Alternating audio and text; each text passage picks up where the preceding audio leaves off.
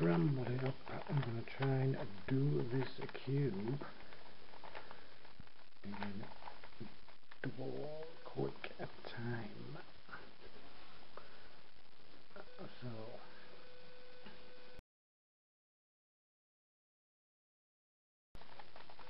not bad for the first time, not bad at all.